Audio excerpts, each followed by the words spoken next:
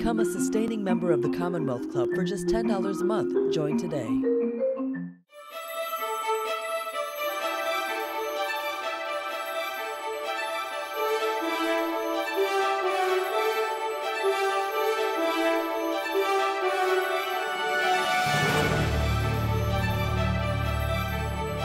Hello, and welcome to today's virtual Commonwealth Club program.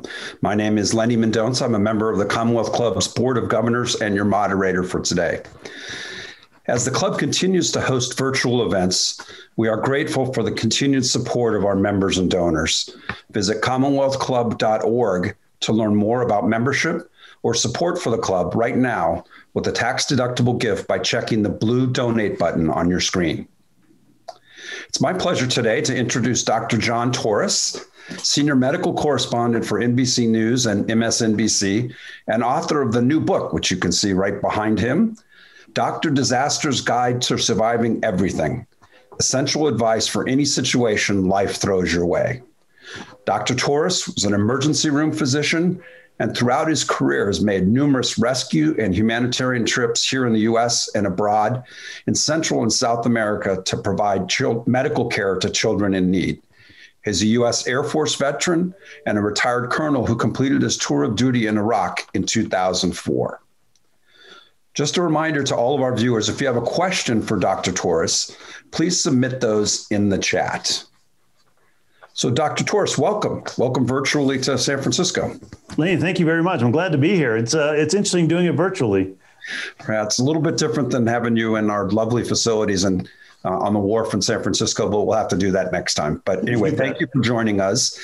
And let me start just by asking a little bit of context about why you decided to write this book and where did it come from? You know, my whole life has essentially been, especially my professional career, both in medicine and in the military, has been about disaster preparedness, getting ready for the unexpected, but the inevitable. That, you know, now we found out through the pandemic that these things happen, and they happen a lot more often than we think. But the problem is when you talk about disaster preparedness, you don't get a lot of attention from people because it's one of those things that a lot of people, number one, hope don't happen, but if a lot of people also don't think it will happen. So oftentimes you're speaking to an empty audience when you talk about this. So that was part of my professional career, but it's actually started back when I was a child. My dad was a big outdoorsman, a big hunter, and he would take me with him. He would always teach me different things about being out there. And his common theme was essentially, hey, you know, pay attention to your surroundings, situational awareness, and just be ready for anything. And so throughout my life, that was one of my foundational experiences. And so I kept that going throughout my life, taught that to my children. And then a couple of years ago, started thinking, you know, we're looking more and more at these things. I myself have been involved with some evacuations on my own, some evacuations where I've actually evacuated people out of areas. And it got to the point where I was like, you know, I think this is information people should know, need to know, and it's good to have an understanding of. And so started developing the book a couple of years ago. And then, of course, the pandemic came along, and it really highlighted the fact that this information is extremely important, and not necessarily the specific information, which certainly helps, but the overall themes as well. Okay. And in the early part of the book, you described some of your early days when you were in the Air Force and talking to your father and about what you were feeling and what you thought about him. And he had some advice for you. What did he tell you? Yeah, his main advice was always to just, you know, number one, pay attention. Situational awareness is an amazing thing that a lot of people often don't have. And nowadays we're so ingrained in our phones and we're always looking at our phones that we frequently forget to look around. But part of it was that situational awareness, looking around, but also the understanding of how to go through these survival situations, the life experience I learned. And I talk about this in the book. When I was at the Air Force Academy, my first year, and the Air Force Academy is not easy to go through, that first year is particularly tough. And at the end of that first year, I, like the vast majority of my classmates, have thought, you know, I don't know if the military is for me. My dad was in the Air Force, so I grew up around the military. I was going into the military now, and I thought, you know, I'm not sure I want to do that. And so at the end of that freshman year, we were called dualies. I decided I was going to leave the Air Force Academy, move somewhere and go to a different college, a real college, as we called it. And my dad, I knew he was disappointed, but at the same time, he was very supportive of the decisions I made. And so he sat down with me and he said, John, do me a favor. I know you're thinking of quitting, which is your decision to make. I don't agree with it, but it's your decision to make. But do me one favor, and I've never really asked you for favors. You are coming up on survival training because we did that in the summer between our freshman and sophomore year. You're coming up on survival training. Do the survival training and then quit after that, because that survival training will help you throughout the rest of your life, whether you know it or not. And at the time, I didn't really agree with him, but I thought, okay, he's asking me a favor. He doesn't do that very often. I'll go through survival training. Well, once I got through survival training, which turned out to be the toughest part of the 4 years, it was downhill from there. So I decided to stay, but he was right. That survival training gave me the education, the information, and the tips I need to move throughout life, because it just taught you so many different things. And I can't overemphasize how important that was. It sounds like a grueling way to learn about survival, but what was that experience like, and why was it so formative in your thinking about being prepared? And, interestingly, the reason it was most formative is because it showed me that I could do anything if I put my mind to it. If I really make sure that I make the effort, I can do anything. And in this particular situation, I can do those things that are life-saving. And so you went into survival training. It got split into a couple different areas. The first area was, so it's called series: survival, evasion, resistance, and escape. And so survival and evasion are two parts of it. The resistance and escape are a second part. The resistance and escape was essentially teaching you how, and remember, this is the military, teaching you how, if you're captured in wartime, what you need to do, how you need to survive that type of situation. But for me, the most important part was that survival and evasion, because what we had to do is they basically set us off into the wild. They dropped us off with just a little bit of food, not even one meal, and left us out there for 3 days. You're with two other people.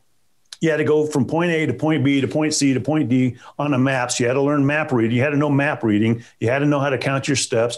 You were evading the enemy who was chasing you. So you didn't have time to sit there and set up snares or traps. You basically just had to go on a run and do things. But you learned over that time period how to take care of yourself in these austere situations. And when you were done with it, even though it was grueling and even though you went through a lot in that 3-week period, you learned that you could take care of yourself if you just took a few seconds and thought about what you need to do. It's great. And mentioned in the book that there are things that the human body can survive with for different periods of time. Feels like when an urgent setting, those get all mixed up and you're not trying to think rationally. It's probably pretty good to remember those. So we have this. And I was going to say, we have Maslow's hierarchy, which if you look at it, it talks about different things you need, food, shelter, care, love, all those things. But this basically boils down to what do you need to survive? And it shows you just how you should start looking for things if you're in a situation like that. And you never know when you're going to be in a situation like that. You could slide off the road in the middle of a blizzard and the car gets covered by snow. You could be in some area where all of a sudden a wildfire crops up on you and you have to figure out how to get out of there. But what the rule of threes are essentially the things you need to do to survive, basically survive. And it goes like this. You can live 3 minutes without oxygen, so you have to breathe. You can live 3 hours without shelter in extreme situations, blizzards, extreme heat, 3 hours without shelter. You can live 3 days without water, and you can live 3 weeks without food. So if you think about it, those are the criteria you need to follow. Number one, oxygen, extremely important. We're lucky enough to have it around us in most situations. But then the next one is that shelter. If you're in an extreme situation, it doesn't make sense to look for water or look for food if that shelter is the most important thing. So look for shelter. And then after that, look for a water source. You're going to survive a while without food. And so food should be the last thing you look for. And granted, you're going to get gnawing hungry. You're going to be as hungry as you've never ever been. But at the same time, getting that water, getting that shelter, and making sure you can breathe are the things that are going to keep you alive. Okay, that's great. So you also talk about disaster being your frenemy, and that you're, as the title of the book said, although I can't do it the way Al Roker did it in Today because I don't have background sound effect, Dr. Disaster. So what is it about you that draws you to these things and motivates you continuing to put yourself in those situations?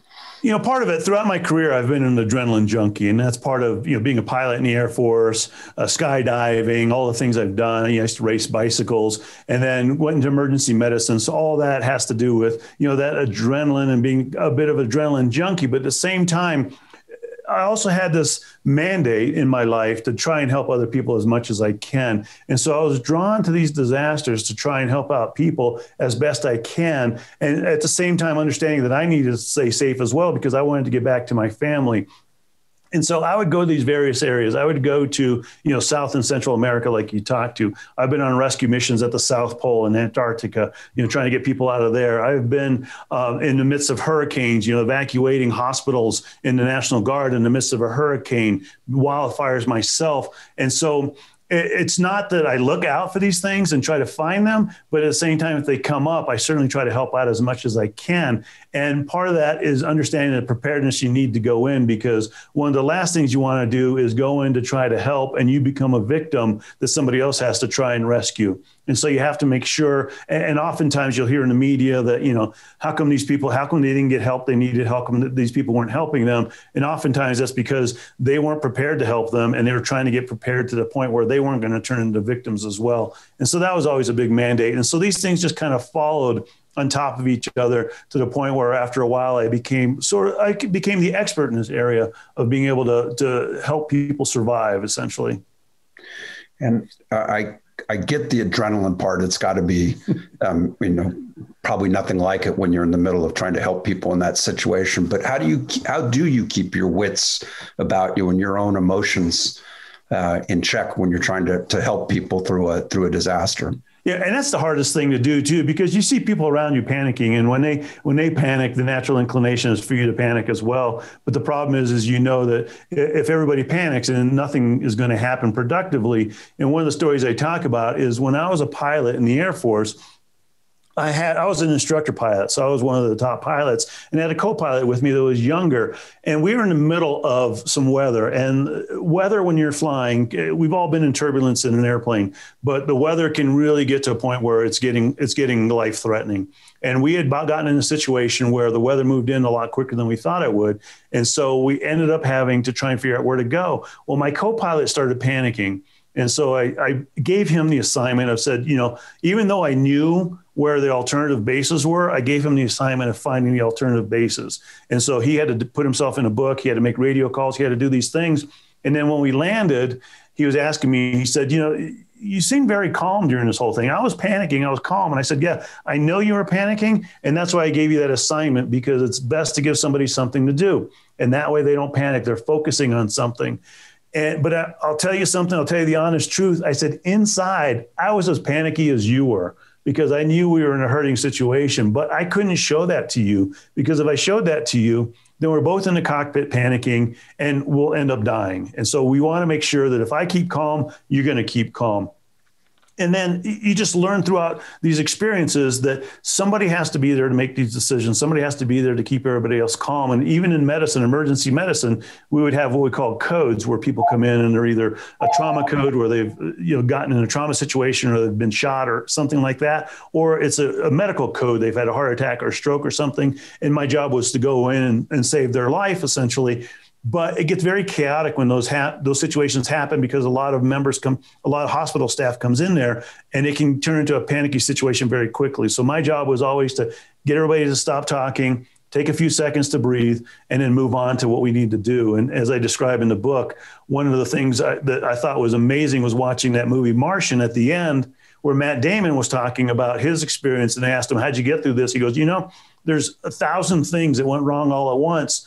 You just need to take it one at a time. Fix number one and then move on to number two, and then fix number two and move on to number three. And so you just need to do that. But somebody needs to make sure you're doing that. And that's the person who steps up and says, here's how we're going to do it. Here's the decision you make. Whether it's right or wrong, it's a decision. So at least you're moving in a direction. That's great. Well, I certainly, if we're in a disaster, I want to have you in the room, guiding, keeping us calm.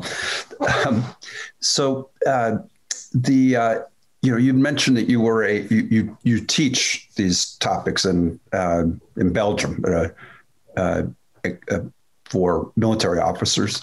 So what are they learning, and how do you get them in the right experience set and frame of mind? So I teach NATO medical or special forces medics and special forces other personnel, and we particularly teach them this one thing called TCCC, which is Tactical Combat Casualty Care. And this is kind of the example of what I was talking about earlier. What the military learned, and for those who remember it from the movie Black Hawk Down in Mogadishu, when they had that incident go on there, that was a big turning point for the military and particularly for special forces. And up until then, the mantra was, which it still is, leave no man behind, but they would look at it differently back then. And so if somebody got shot, 2 or 3 people would go in to try to pull that person out. Well, we found out in Mogadishu that when that happened, so 1 person got shot, 2 or 3 people went in. Now you have 3 or 4 people who are shot, more people go in. And so it keeps escalating. So what they've come down with now is teaching them, hey, that person needs to take care of themselves as best they can. You need to take care of yourself and make sure the enemy's not firing at you. And then you can start rescuing that person, safety first. Otherwise you turn into a victim like I talk about. So we teach them that. Plus we teach them, again, that teamwork, how to work together in these situations. And then we start throwing different scenarios at them. We have a simulation center where we can simulate gun battles, explosions, smoke, fire, all these different things. And so we'll give them these simulations to show them, again, the main point here is that, hey, if you think about it for half a second, you can make a good decision. And one of the biggest things we teach them is that indecision, that inactivity is one of the things that gets people in trouble. And so just make a decision. And as my father used to always tell me, hesitation kills. So make a decision, move in a direction. If it's the wrong direction, change directions, but at least you're moving, at least you're doing something, which is the important part. And how much of that kind of training and perspective can you actually teach in advance of being in a setting, as opposed to the way you really learn this is having been in a number of settings where you're experiencing it firsthand? Is this really something that you preparation and teaching can help? I think you perfect it as you get in more situations, but I think you can learn it before you even get into those situations. And it's essentially everyday life, because we all get into situations where, we could run into trouble if we make decisions or don't make decisions and go in a certain direction. And the story I like to tell people all the time is in the emergency room, I frequently get parents in there whose children have been hurt and they've had some issue. And I talk about this in the book, how, trampoline accidents in particular, with the trampoline, if you have 1 kid on a trampoline, maybe 2 kids on a trampoline, not a big deal. But when you get dad and child on a trampoline, that's a setup for disaster, because somebody's going to get hurt. And it's usually the child. And then, the rest of the family is not very happy with dad. But what I say is, when they come in, parents come in and they're teary-eyed because their child's been hurt. What I frequently tell the parents is, I don't know how any of us got to be adults, because we all did something as children that we should have gotten really hurt or should have maybe not survived, but we did somehow. We learn from those experiences. And as we learn from those experiences, they start piling on each other. And you just have to look back and go, okay, last time this happened, I learned a little bit. This time this happened, I'm learning a little bit more. So I think you can learn without having too many of these experiences, but you can perfect that as the experiences go on and on. Okay, that's great. But there is important elements of core things to keep in mind, things that may not be natural instincts, but when you've been taught them, that's kind of go to your threes. Just remember that's what's most important.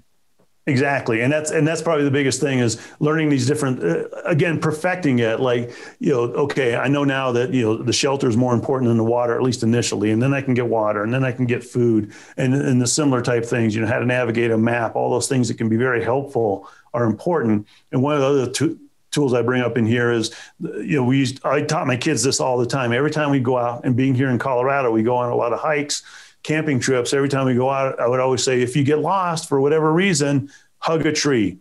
And I didn't mean necessarily hug the tree, but I meant stay close to that tree, because when search and rescue is looking for you, they're using a grid system. And if you keep moving, they're going to keep missing you. So if you stay in one place, they're going to find you. And so it's just little things like that I think that you can learn as time goes on and perfect as time goes on. That's great. So as I was reading your book, the section on natural disasters felt like just an enumeration of everything that happens in California. We don't really have very many tornadoes, but pretty much everything there sometime during the year, someplace. Not tornadoes yet. Yeah, right. It certainly feels like things were happening. But let's talk a little bit about natural disasters, since They seem to be always in front of us. And just this week had another reminder with the governor of California putting another multi-$100 million preparation budget into what will likely be another of the worst, if not the worst, wildfire seasons ever in California, as we're in a nasty drought. But let's start with fires, just as something that wildfires as something that many Californians unfortunately have or will have the experience in the coming months. What are the most important things you need to think about as we're heading into wildfire season, and then if you're experiencing one? So, it's interesting because I live in Colorado, and Colorado is probably only second to California in the amount of wildfires we have. And we're coming, even last night we got snow, but we're still coming into what we call our red flag season, which is, stuff is so dry, it's so easy to catch fire. A couple of points to remember is, number one, is the biggest advice I can give you. If you hear the word evacuation, if the authorities are telling you to either pre-evacuate, which means get ready to evacuate, or to evacuate, listen to them, because the people that run into problems are the people that don't, for whatever reasons. They have a variety of reasons for staying behind, but that's when they run into problems. Because one of the things they don't realize, and this is kind of the theme throughout the book, is especially as Americans, we're very used to other people coming in to help us. And wildfires are one example. Hurricanes are a bigger example. That before the hurricane's even over, there are convoys of trucks from other states coming in to American Red Cross, different utility companies, a lot of NGOs and non-government organizations coming in to supply help. Well, in situations like this, especially a wildfire, nobody can get in there until that fire is gone, because it's unsafe. In case of a pandemic like we have now, we all found out that at a certain point, we're all gonna have to take care of ourselves, because there's nobody to come help us, because they're taking care of themselves as well. So that evacuation notice is extremely important. And the state authorities, the local authorities, they don't give those out lightly, because in the past, they've had issues and criticisms for calling for an evacuation that wasn't necessarily needed. So now they're very careful and judicious about it. So if you hear that word evacuate, get out of there, because number one, wildfires are very unpredictable. They can go in any number of directions and do any number of things. And number two, you cannot outrun a wildfire. They're so fast and they spread incredibly rapidly. You just can't outrun them. And then, of course, number three, they can be deadly. Both the heat from the fire itself, the smoke from the fire can cause problems. And so you have to treat them very, very carefully. The example I give in the book is I was involved in a wildfire here called the Waldo Canyon Fire. And it's one of the beautiful canyons we have here. Thankfully, it's starting to grow back now. But a few years ago, the Waldo Canyon Fire, I lived in part of Colorado Springs in Colorado that was not even really close to that canyon. There was a canyon between us and there called Queens Canyon. And so you had Waldo Canyon, Queens Canyon, and our canyon. In Waldo Canyon, there was a big lake called Rampart Reservoir that was huge. And that's where the fire department set up their last stand, basically. They said, okay, well, the fire will come up to here. We'll watch the fire and it'll die out because that lake's in the way. Well, it didn't die out, because this fire was what we call a tree topping fire. So it just goes right along the top of the trees. It doesn't even get down low, and it just keeps skimming. And so it just skipped right across the lake. And then the last stand was, okay, Queens Canyon. That was a huge canyon. And the fire would have to go down and up and out. And there's no way it's going to do that. It's going to burn out before it does that. Well, what happened was it was a perfect storm, essentially. It was about 3 different thunderstorm systems that moved in together, and they pushed this wind up to like 60 to 100 miles an hour. And so it just topped right over the canyon. It didn't even go down, just came right over the top and into the city. And that's when the city called the evacuation order. And literally, as I'm in my car, because they called it last minute, getting away, you could see flames behind you. And so it's one of those things, getting out of there. Luckily, they had done a pre-evacuation, so our stuff was loaded up. I had to help a couple of neighbors, especially some elderly neighbors that were having trouble getting out of there. But we all ended up getting out of there. And again, the main thing with wildfires is just evacuate. Don't play around with them. Okay. And we're hopefully, knock on wood, have a little bit of time before we're deep in that season. You said you're already starting to see it, but in the meantime, what can we be doing to prepare ourselves, our households, our families for what might happen? So one of the biggest things you can do, not just for a wildfire, but for anything else, is to have it's called a go bag or a bug out bag. It's different things. And essentially it's a bag with the essentials you need to survive for a few days on your own without anything you have in the house, and potentially to not have a house to go back to. And so some of the things I have in my bug out bag are, a little bit of food, some water. Depending on the season, I'll change them out. It'll be winter clothes in the winter, summer type clothes and insect repellent in the summer, but also things that are important to you. Like if there's paperwork that you particularly can't live without, that you need, have that in there. 30-day supply of medications, have that in there. First aid kit, regardless of the season, you should have some type of first aid kit in there.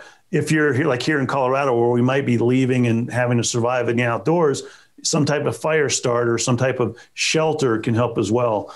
So those things are important. In my book, I have a list of a lot of things you can put in there with the understanding that it needs to be customized to you and your family, because if you have kids, it's going to be different than if you have adults. So that's one of the things you can do. The other one is, which I'm sure it's a word you guys use a lot in California because we do in Colorado, is mitigate around your house. And the mitigation means trying to get anything flammable or super flammable away from your house. One example I have is the juniper is a big thing here, juniper trees, and they're actually little bushes. But unbeknownst to me, and I learned this during the Waldo Canyon fire, is juniper has a very flammable sap. And so if fire hits juniper, it basically explodes and just spreads the fire. And so we had juniper around our house, and we learned to mitigate and get that juniper away. And we hear about it, we see it in TVs and stuff. The one thing you don't want to do is sit there while the fire is raging, trying to spray with a hose, because that hose is essentially no amount of water. Beforehand, if you can wet things down, that can help. But during the fire, again, evacuation is the key. That's great. And just a reminder to our audience, we're today speaking with Dr. John Torres, the senior medical correspondent for NBC News and MSNBC. And we're talking to him in particular about his new book, Dr. Disaster's Guide to Surviving Everything, Essential Advice for Any Situation Life Throws Your Way. Thank you again, Dr. Torres, for joining us today. You bet. And for those in the audience, if you have questions for Dr. Torres, please put them into the chat. We'll be getting to those shortly. So the other interesting section, one of the other interesting sections of your book was how things that do in the outdoors. And if you're hiking or camping, the likelihood that you're going to come across some wildlife that may be a hazard to you is something that all of us have experienced or will probably experience, and I'm sure you have. So what's the key things to remember about dealing with wildlife? Yeah, and you're right. And if you go in the outdoors, there's a very big chance that you're going to encounter some kind of wildlife. And we've all seen the movies where there's that rabid animal that attacks you and there's not much you can do about it. That is extremely, extremely rare. An animal with rabies or other aggressive tendencies will attack you just out of the blue. And they're not going to attack you because they're looking for food. You're way too big for them to attack for food sources because you have the ability to fight back. They go after vulnerable, small creatures.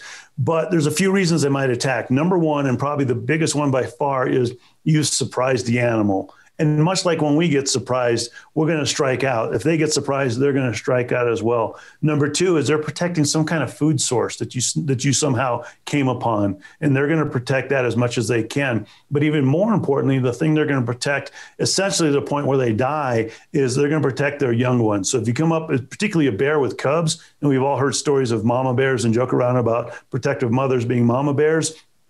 Mother bears will essentially kill themselves, sacrifice themselves to protect their cubs.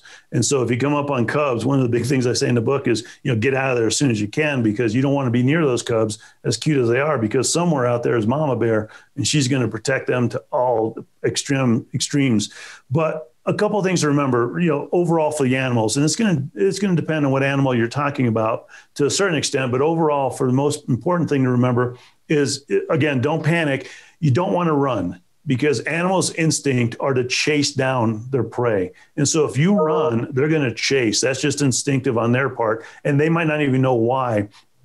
So what you want to do is, the first thing you want to do is, if you come upon an animal, is stop and just be really calm. Stop, back up very calmly and very slowly, and essentially just try to talk to them in a very calm voice. And that's step number one. If that doesn't work, then the next thing you want to do, because animals are only going to go after something they think they can defeat, again, except for the protecting their cubs part, but they're going to go after what they think they can defeat. And so you want to get as big as possible. And if you have a coat, open up your coat, wave your arms, scream and shout, try and be the aggressor that the animal doesn't want to go after.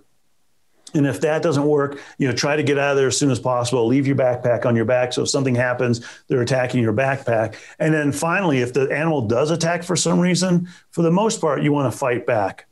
Brown bears are a little bit different, but for the most part, you want to fight back as best you can, because they're only going to go to a certain extent of getting you. They're trying right now to get you away from whatever you happen to stumble upon. And so as soon as you do that, they're going to leave you alone. Okay. And what do you do if you have other younger family members with your children or? Yeah. And that's very concerning, because again, they're instinctively going to go after the smaller ones because they know they can win that battle a lot easier. And so if you have family members with you, young ones with you, number one, before you go in there, tell them, hey, don't run no matter what you do, because if, my child goes off running that direction, whatever animal is going to take off after them. And there's not a lot I can do to try and get them down, because that animal is going to be faster than all of us. And so just tell your children, hey, don't panic. And then in the midst of it, just tell your kids, hey, hey, Bobby, start walking backwards.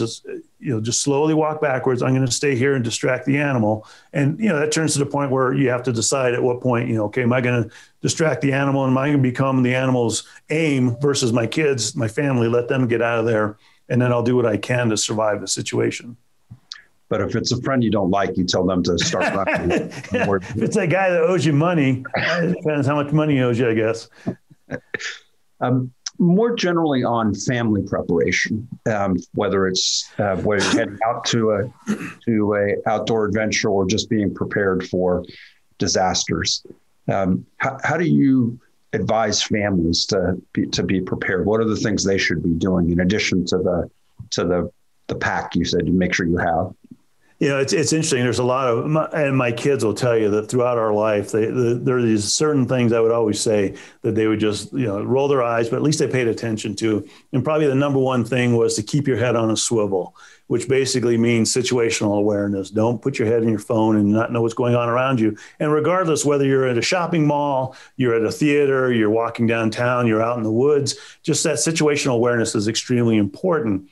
But also understand that if things do happen, number one, talk to them about, okay, here's what we're going to do if something happens. We're number one, are going to try and keep together as best we can. If for some reason somebody gets lost, hug a tree like we were talking about. We'll come find you, or search and rescue will come find you, but don't try to move from there and try to find us. Just stay where you are unless you know exactly where we are and you can hear us, because otherwise it turns into a chase.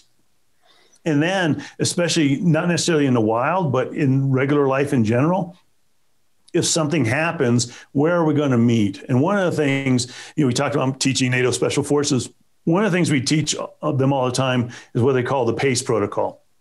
And PACE in military parlance is primary, alternate, contingency, and emergency. And it's basically plan A, plan B, plan C, and plan D. And so the example we usually give them is in a wartime situation, a battle situation. If somebody gets injured, what's your primary mode of evacuating that injured person? And usually it's what we call a medevac, a helicopter dedicated to evacuating injured personnel. Well, if the medevac can't get in for some reason, how are you going to do this? Well, we'll do what's called a CASEVAC, which is just any airplane, any helicopter we can find, we'll throw them on there and get them to the hospital. Well, if that doesn't work because the weather's bad, what are you going to do? Well, we'll steal a vehicle and get them out of there on the vehicle. That's the contingency. And if that doesn't work, the emergency at the emergency basis, I'll throw them on a donkey and ride them out of here if I have to, whatever it takes. Well, same thing in life. Tell children, you might not have to go all the way down to D, but basically say, if something happens and we get separated for whatever reason, wildfire, hurricane, tornado, doesn't matter, terrorist activity, any kind of reason like that, and we can't meet at our house, plan A will be meeting back at our house. Plan B will be meeting at Aunt Sally's house, who lives on the other side of town. We're going to go there. You do what it takes to get there. Regardless of if you have to beg, borrow, steal a ride, you get there as best you can. And then plan C will be if for some reason the city's having issues, we'll meet at Uncle Charlie's in the next city over, and we'll wait there until you get there. So just have those plans set up. So, and part of that is giving the kids confidence. Okay, if something happens, I know what to do. And just talking to your children about different situations. My kids all the time, again, one of the things they're tired of is every time we go to a theater, I ask them, okay, if something happened, how would you get out of here? And initially, most people are like, I'd get out the exits I can see. Well, don't forget about the ones behind you or the ones to the side of you. And so just have an understanding of how you can get out of there, particularly if, unfortunately here in Colorado, we've had some shooting incidences. One of them was the Aurora Theater shooter, where he came in one of the exits near the screen And so people didn't know they could get out through the back. And so that caused some issues. There's been a lot of instances of that throughout history. So just have an understanding of how you can evacuate certain areas and then what to do when it's all over, who to contact, how to get a hold of people. Extremely important. Okay, that's great. It's really, really helpful. Even if you say it every time, it's good to keep drawing into people. You had also mentioned about theaters and malls, about what you should do when you walk in to make sure you know how to get out. It seems like a sensible thing to do, but I'll bet most people don't. Yeah, and most people don't do that, and they don't do it for a very good reason. That's just not something they're thinking about. And natural inclination is to essentially leave the way you came in. And the example I give in a mall, if you come in the north side of a mall, there's an entrance there, and you're halfway through the mall, if something happens, you're going to go back out through that north side of the mall. Well, there might be a side entrance that's much quicker and doesn't necessarily have to get you past whatever the problem might be. Obviously the big thing that a lot of people think about are, a shooter coming into the mall. How do I get out of here? So when you get to the situation like that, and I tell people all the time, don't be paranoid, don't be overly concerned about it, but at the same time, just kind of look around and see where the exits are. Here in the U.S., we're very good about having exit signs. Other countries aren't quite as good at that. So if you're in a situation, particularly in another country, look around, see where the exits are. Just do that really quickly so it's in the back of your mind. So if something does happen, you know which way to go, because one of the first mandates to any kind of, especially shooter situations, mass shooter situations, one of the first things you want to do is you want to run. But you want to run to where you're running away from them and trying to get out of the environment as quickly as you can. So knowing where those exits are is extremely important. And then go about your mall business and have as much fun as you can, but at the same time with that understanding. Hopefully, knock on wood, nothing ever happens. But if it does, you want to be the person that's ready. Right. Okay, that's great. Just a reminder to the audience, if you have questions, please post them in the chat. We'll be going to those in a couple minutes here. But let me go back to the emergency disaster kit that you said that we should all have in our home for whatever might be coming at us. You mentioned some of the things that should be in there, but are there particular pieces of equipment or tools or things that should be in everyone's emergency disaster kit? One of the biggest tools, I'm a firm believer in the multi-tools. They have a knife, a screwdriver, a file, all those things. Those work pretty well. The thing with a multi-tool, it's not perfect at any one thing, but it's great at a lot of little things. And so it gives you gives you the use of all those. On top of that, I'd have a knife set up too, especially if you're here in Colorado, like I said, where we go to the outdoors, a knife comes in very handy for, cutting down limbs or doing different things you need to do, tree limbs. Also a flashlight. You're going to be out there at night and you're going to need some kind of light, especially if you're trying to move at nighttime, or even if you come in a situation like here, I'm in my house and we have a power outage. Nobody really predicted what happened in Texas a few weeks ago, where they had a huge cold storm, the snowstorm, and it knocked out power for days. And I, like everybody else, had somebody we knew down there that was having issues. Having that light is going to be extremely important, because as people, we like having that light at night. I'm an advocate of having the headbands. They look kind of goofy, but they work great because they release your hands to do other things. You just put it across, you just put it on your head. It looks like you're spelunking, but at the same time, it gives you a ability to do other things. And if you can get a lamp that has a red light associated with it too, that you can switch to a red light, that can help particularly at night, because then you're not blinding yourself trying to find something, and then you have to wait for your eyes to adjust. So I think those are some important things. And then depending on where you live and what you think you might be doing, here in Colorado, obviously we might be going to the outdoors, same thing in California. So having a heat source like a stove or something could certainly help, or some way of matches, especially waterproof matches, can be extremely important, because having that ability to light the fire can be important, not just to having food, but also to having comfort. Okay, great. You had a whole nother section in your book on man-made disasters and thinking about how we prepare for things that, whether it's as you mentioned, a shooter in a movie theater, or some accident that happened, a car accident or other things. Are you seeing more concerns about man-made accidents these days, given what's going on, and how should we be thinking about those types of things? Yeah, I am seeing more concern about those, especially over the last 20 or 30 years. It's certainly escalated, and people have both an understanding of that these things could possibly happen, but also what to do in case they happen. And like I mentioned when we were talking about the mall, if you have a shooter here in the U.S., it tends to be shooters. Other countries, particularly England, it happens to be more knife stabbing type situations because they don't have access to the guns that we have here. But regardless of what you're in, the mandates are essentially the same. And there's three basic themes you need to think about. The most important thing is to get out of that situation. So if you can run, that's priority number one. And don't worry about being, a coward or a chicken or anything like that, because if you can run, you're getting out of that situation. If it's a terrorist, their job is to instill terror. Their job is to do as much damage as possible. If it's something like unfortunately, we have shootings at schools. And I was actually involved in a news story where we went to a school where they were teaching them how to do first aid and how to put tourniquets on each other, which has gotten to that level where they have to be concerned at the high schools. So, that running is extremely important in teaching our kids the same thing.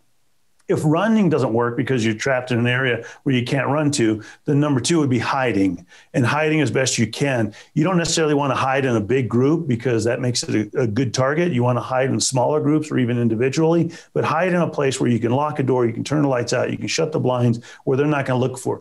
They're not going to look for that. They're looking for easy opportunities. So they're looking for the door that's unlocked or easy to open up. They're looking for places where there's a number of people they can inflict damage on. So if you can hide in that fashion by yourself or with small groups, it's important. And then number three, if worst comes to worst, fight, because all else is going to be lost at that point. So just fight as much as you can. Number one, you might survive the situation, but as important, you might give other people the opportunity to run or hide in that time period. And unfortunately, it's hard to think of it that way, but that's part of what you have to think about. And a couple examples I give in the book, which I think are good examples. There was actually a picture of a stabbing in England, in London, and what the picture showed is people running away from the stabbing, the person who's doing the stabbing, and which is, again, priority number one is to run if you can. So run, hide, fight. One of the persons running away, which caused a lot of jokes, was a gentleman. They had been at a pub and he had a pint of beer in his hand. And he's running away holding the pint of beer. So, of course, that led to a lot of jokes about, the Brits, they're not going to get rid of their beer, even in the midst of a terrorist attack. Well, a lot of experts, and myself included, went on and said, hey, this guy actually did something very smart because he's got some weapons right now. He's got the beer he can throw in the guy's face. He's got the glass of beer he can throw in the guy's face. He's got weapons he can fight with. And so that's important. That gives him time to get away. Another incident I talk about in the book was again in London. I don't know if you remember the London Bridge incident where the guy drove the car down the bridge and did some stabbings. If you look at the stabber there in one of the scenes, there's a guy there with a narwhal tusk. And he's using that narwhal tusk to keep the stabber at bay. Well, he had been at a fishing museum going through a class. And when this happened, he looked up on the wall and the tusk was there. And he thought, these things are 6 feet long. So he's like, I might as well grab the tusk and use that as a weapon. So again, just thinking outside the box of things you can do in the midst of all this. And that saved a lot of people's life. The fact that he was able to keep this guy cornered with the narwhal tusk and keep himself safe. So again, if it gets to that fighting point, and one of the things I talk about in the book, don't worry about fighting clean. You fight as dirty as you can. You be as mean, aggressive, and as dirty as you can because you're trying to save your life and somebody else's life. Sounds like good advice. So if you can't find a tusk, at least hold your beer. That's there you go. So we've spent the bulk of our hour and have not yet touched about the pandemic. We do want to make sure we spend some time on that.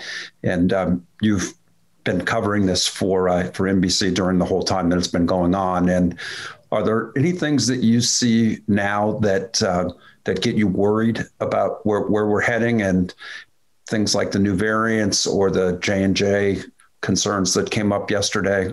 The vaccines, actually, I have no concerns about the vaccines at this point because the ones we have, especially Pfizer and Moderna, have done a fantastic job. If you remember last summer, the experts were talking about, we were hoping we could get the vaccine in 12 to 18 months, which would still be, right around this time frame, we just start to get them. And they were hoping, the FDA actually said at that point that they weren't even going to look at it unless it was at least 50% effective. So they were looking for that very low effective number based on what the flu shot is, which is usually around the 50% number. Well, it turns out we got this in 10 months and it was 95% effective.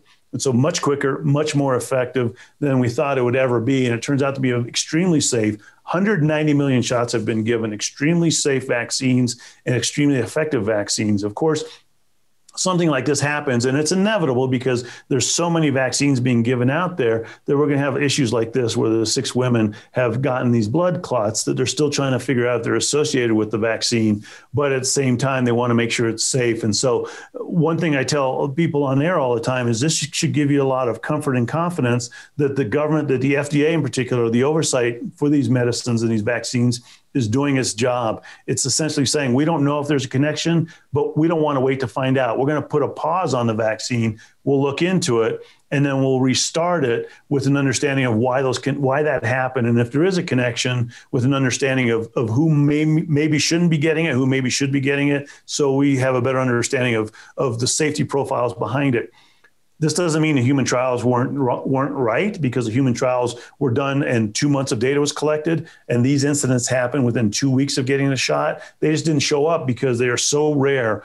These cases are 0.0001%. That's 3 zeros, 1% chance of getting it. Extremely low. They're not going to show up with the tens of thousands that were done in the trials. They're going to show up with the millions that are vaccinated in the real world. But again, I have every confidence in the vaccine. And I think the one thing the pandemic has shown me is a couple of things. One is how resilient people are. And that's one thing I talk about in the book, having that will to survive, extremely important, because that's going to get you out of a lot of situations. Even if you do things wrong, having that will to survive, having a reason to come back from a situation is going to be extremely important. For a lot of people, it's the family, the kids. I want to get back to them.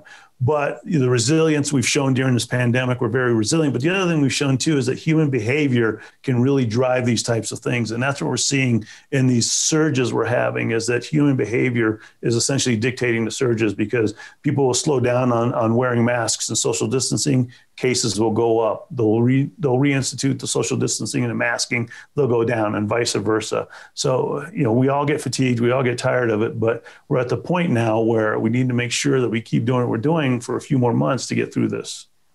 Okay. Good to reinforce the learnings from the dedication to understanding the science and the safety around J&J and any other concerns to come up, is to say these are safe and you should get vaccinated. Although I'm sure, and you probably have it as well, a family member, a distant family member, a friend, coworker, someone who says, I'm just not going to get the vaccine. How do we start that conversation in a way that doesn't become a political or religious debate about why you should get the vaccine? And that's the biggest thing, to make sure it doesn't become a battle, because they're going to draw their lines in the sand and you're going to have your lines in the sand, and nobody's going to get anywhere with the information. And for me, the best way to do it, and the way I try to do it both here and with my patients, is essentially, okay, try to get an understanding of why you don't want to get it. And one of the big examples I can give is a lot of women were hesitant to get it because they had heard that it could prevent them from having babies. It could cause infertility or lessen their chances of having babies. And what I would tell them is, like, if you actually look at what happened there, go back to the source. It was a doctor that, even before the vaccines became available, was starting to say, hey, if this one ingredient, if it's given in huge doses, could cause infertility problems, well, somehow that morphed into these vaccines can cause infertility problems. But they found out in the human trials, they found out through this 190 million people that have gotten the vaccines, it hasn't caused any issues with infertility. And so, again, just getting to that source of the information, number one, what information are you getting? And number two, where are you getting it from? And then trying to give them information on through reputable sources, but also with the understanding is they're not going to change their view in that conversation. It's going to take a few conversations to change their view. And one thing we're finding out, the Kaiser Family Foundation actually has done studies since January looking at people's vaccine hesitancy, and that hesitancy has really started to come down, mainly because I think so many people are getting it and not having issues, able to do a few more things because they had the vaccine, that other people who are more hesitant are saying, maybe it's something I ought to get to.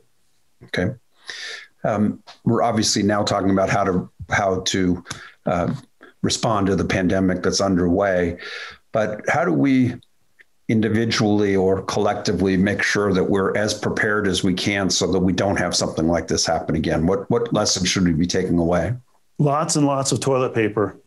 It was interesting at the beginning, because I was like everybody else, oh my gosh, we need toilet paper. And there's certain things in life that you really, you think you need that you don't necessarily need, and other things that you do need that you don't necessarily think about. So kind of preparing your home for, again, we talked about this earlier, where up until now, most of us have been pretty assured that if something happens, there'll be rescuers coming in to help me out. Well, one thing we found out in the pandemic, it was such a global event that nobody was there to help anybody else out. So you, your family, your loved ones, your community were all on their own to try and get through this, at least the initial stages of it.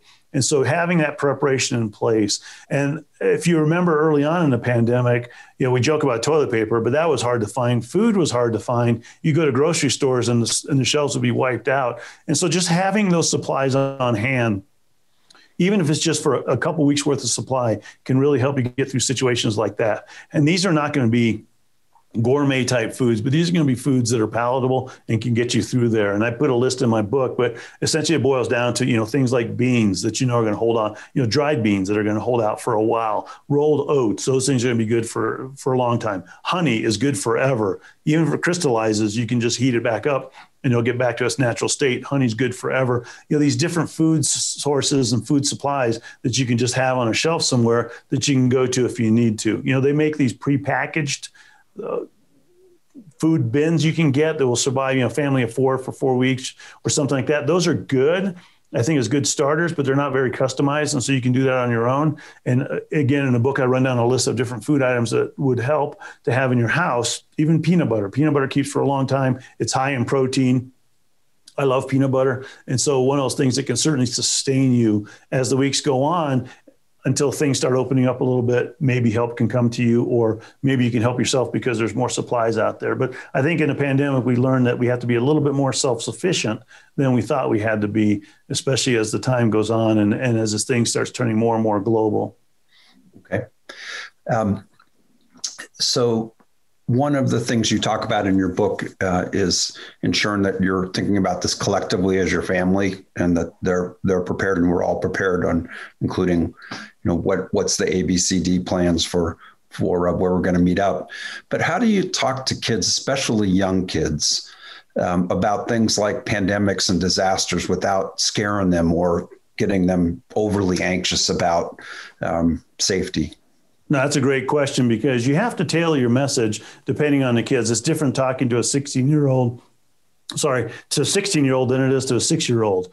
So, the 16-year-old has been, through 16 years of life, and they're fairly callous on a lot of things. And so you can pretty much be open with them. The 6-year-old, you don't want to scare them too much. You don't want to give them nightmares or problems sleeping or anything like that, or worries during the day. And so part of it is giving them a little bit of information, but also listening a lot. And saying, what do you understand about, let's say, and playing little games with them, which I would do all the time with our family. We'd sit around the house, before we turn on TV for the night, to some family program we were going to watch. I would say, hey, if we had to get out of the house real quick, how would you get out of the house? Go through the front door. Okay, what if you couldn't go through the front door? And they would ask, well, why couldn't I go through the front door? Well, let's say that something happened and there was a little fire there and we had to get out somewhere. How would you go? Well, I'd go downstairs and out the window. Okay, perfect. All that stuff. What would you take with you? I take this. Do you really need that? Do you really need your pillow? I don't think so.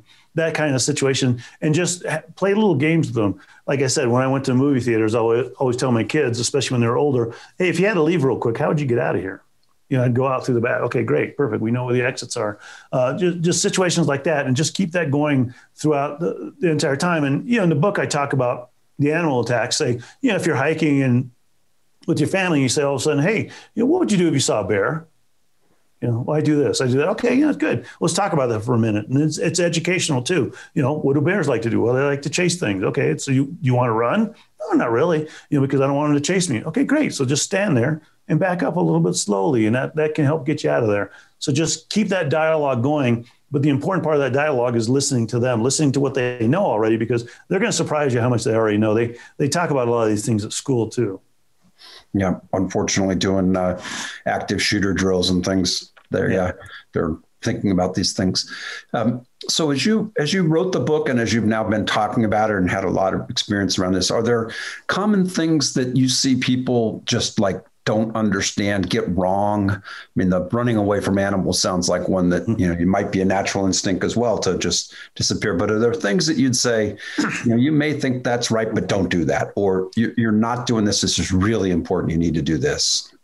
I think in each situation, there are specific things that you can do right and you can do wrong. But I think overall, the theme is to essentially what we talked about early on is number one, having that will to survive, because sometimes people will literally just kind of sit there. The example I give in the book is,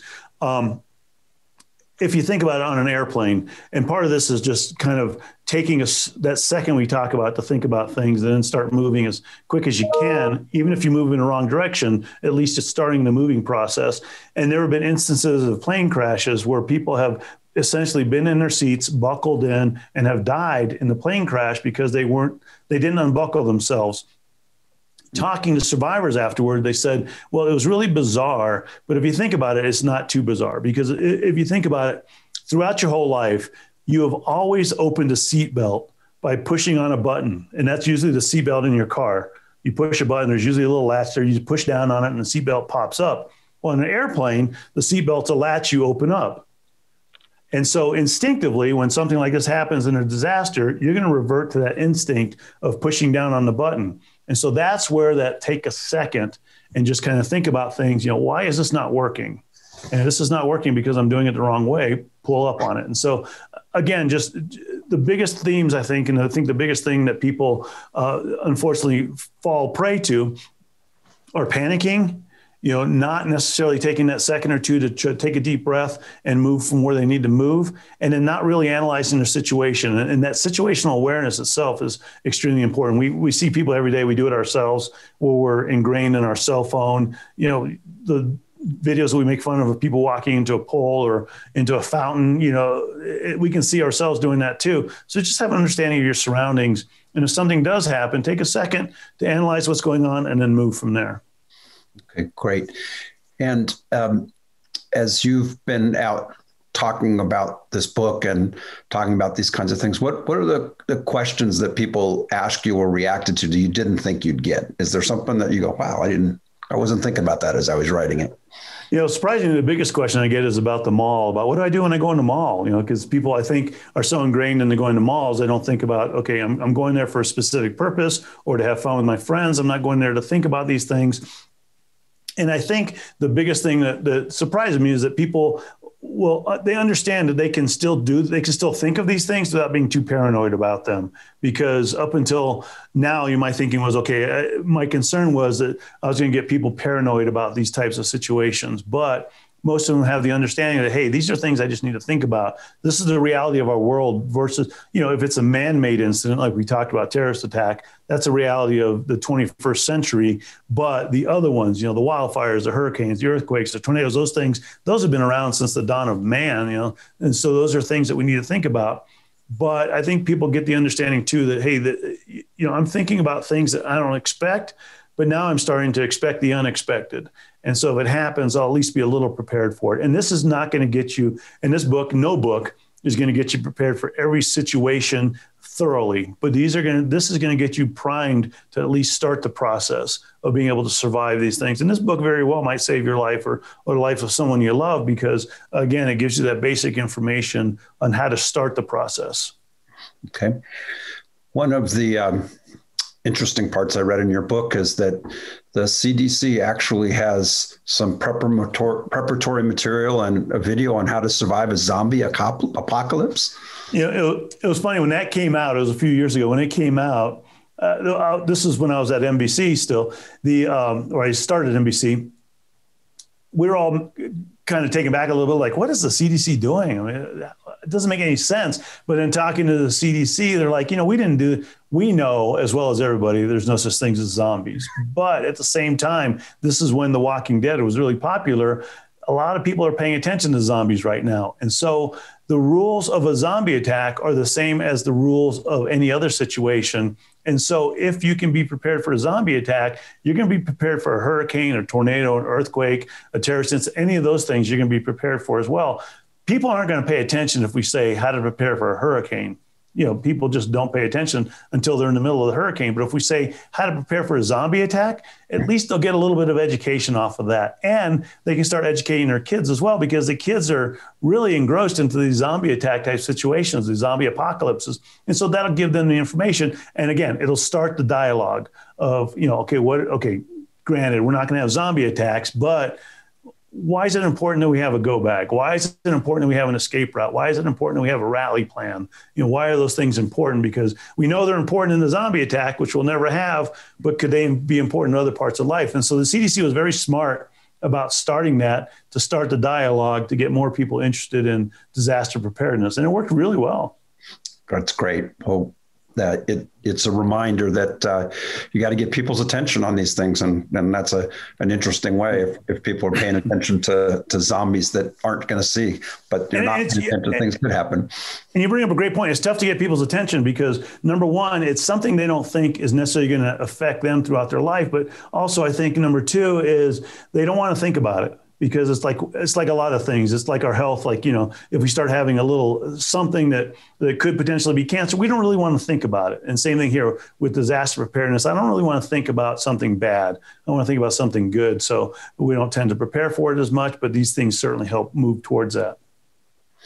Well, we are unfortunately about at that time where we need to end the conversation. But I do want to, before I do that, thank you for being that attention gatherer on this topic. I will say, having read your book, that what I'm going to do is get 3 copies of them, have one of them in my room with my bag when if something happens, and I'm going to give one to each of my daughters to have in their place, because it's not only good and readable, it's also very practical with nice checklists and things added. So thank you very much for the attention.